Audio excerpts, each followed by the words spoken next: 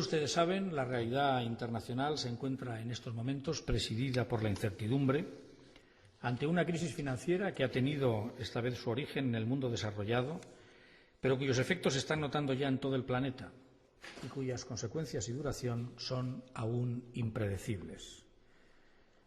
Si miramos a Iberoamérica, conviene comenzar a lo mejor recordando que la actual crisis llega tras un periodo en que la región ha experimentado grandes transformaciones sociales, económicas y políticas y que, a diferencia de lo ocurrido en ocasiones anteriores, América Latina ni ha estado en el origen, ni ha amplificado la crisis, ni la ha hecho más virulenta y va a ser, sin embargo, víctima de la crisis, no va a poder, desde luego, escaparse de ella. La crisis financiera golpea, sin embargo, y esto también hay que constatarlo, a una América Latina mejor preparada que nunca desde el punto de vista económico para afrontar una coyuntura desfavorable. El impacto, en definitiva, sobre el crecimiento de los países latinoamericanos dependerá básicamente de tres factores: la estructura de su comercio exterior, sus ingresos fiscales y el acceso que tengan a los mercados internacionales de crédito. En este escenario claramente desfavorable, sin embargo, el Fondo Monetario pronostica todavía un crecimiento para la región del 1,6% para el año que viene. Estos incrementos que empiezan a registrarse en los precios de algunas materias primas, además de confirmarse, podrían ayudar a acortar los plazos de la recuperación y a que esta recuperación se produzca con una mayor rapidez. Pero si este es el escenario no claramente favorable en el ámbito económico, en relación al contexto social latinoamericano sí que se han producido sustanciales mejoras en los últimos años, aunque es obligado también constatar que Iberoamérica continúa siendo una región de grandes paradojas y desigualdades. La primera es que realmente se consolida una nueva geografía del poder económico mundial y político, de alguna manera.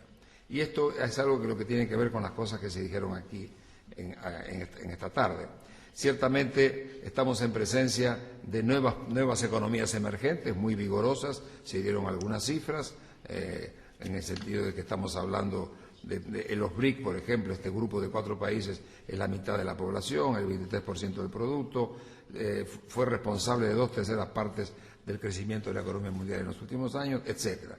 Y cosas un poco imaginativas, pero se habla de que en el año China podrá superar a Estados Unidos como primera potencia en el año 2025, por ejemplo, y la India podrá hacerlo en el 2050, Brasil podrá superar a Japón en el 2050, en fin, todo esto tiene un poco de imaginación, pero marca un poco la dimensión del cambio que se está dando en el poder económico del mundo.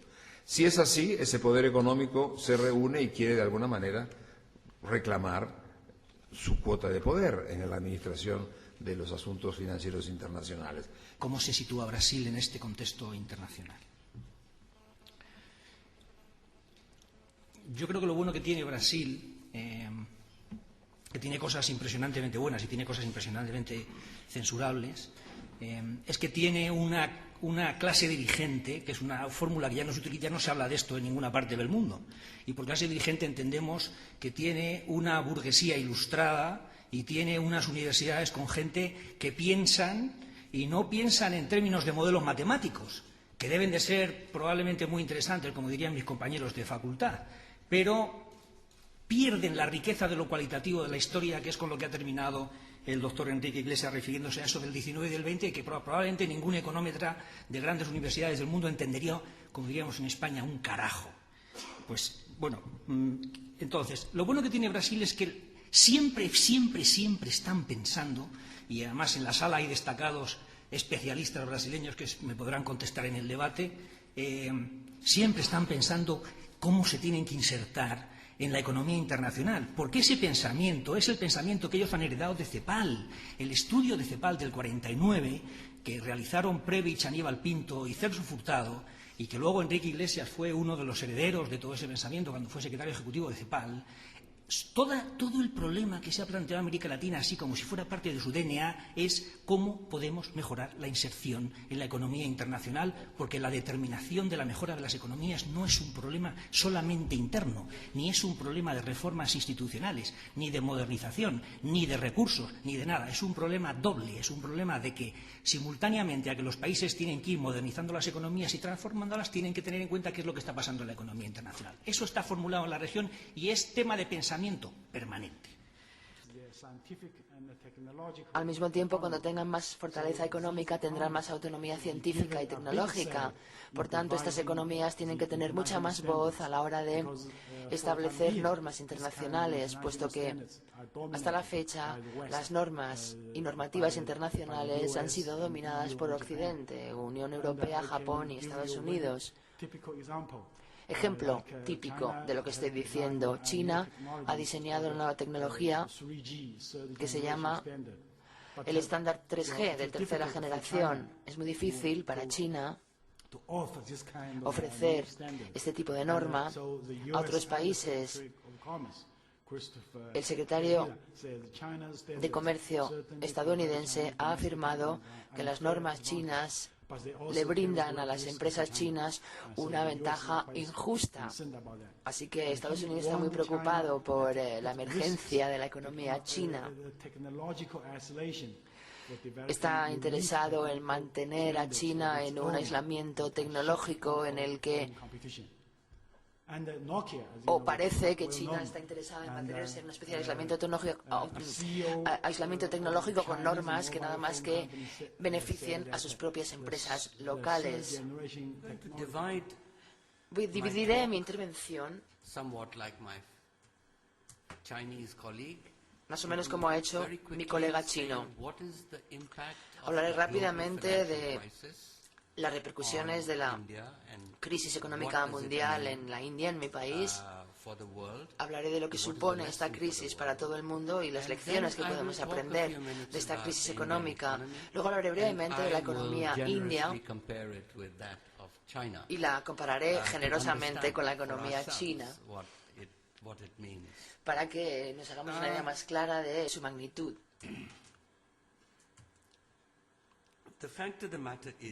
El hecho es que la economía mundial, la crisis mundial, sí nos ha afectado. Nuestra tasa de crecimiento durante 5 años llegó casi al 9%, 8,9%, 8,9%, pero este último año, en 2008-2009, ha sido de un mero 6,9%. Una tasa de crecimiento que les puede parecer a ustedes muy impresionante, pero una caída de 2 puntos porcentuales en la tasa de crecimiento es algo muy negativo, se dé aquí o en la India. Estamos hablando de mucha gente que ha perdido su empleo, la pérdida de muchísimos puestos de trabajo. Pero hay buenas noticias. En India nos hemos dado cuenta de que nos vamos a recuperar más rápidamente de la crisis y ya en los 2 últimos trimestres hemos visto que el PIB ha crecido en 5,7 y luego en 5,8%.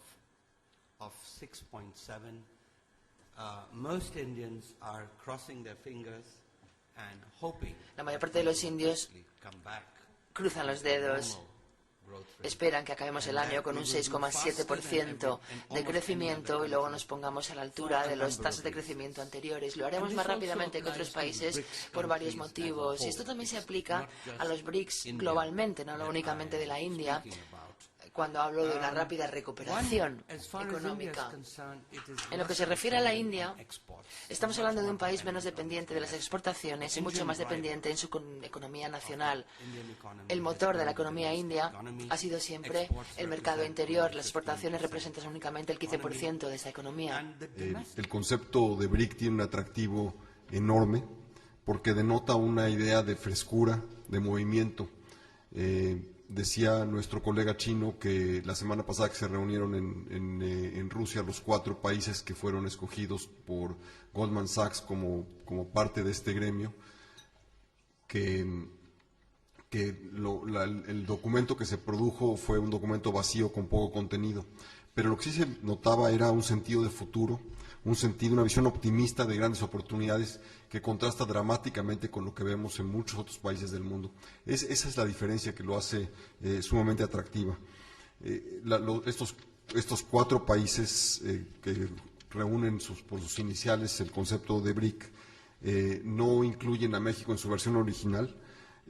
Lo que yo quisiera hacer un poco muy rápidamente es hablar el contexto de lo que son estos países desde la perspectiva de Goldman Sachs, muy resumido, porque quiero poner en contexto lo que México ha hecho y no ha hecho en los últimos años.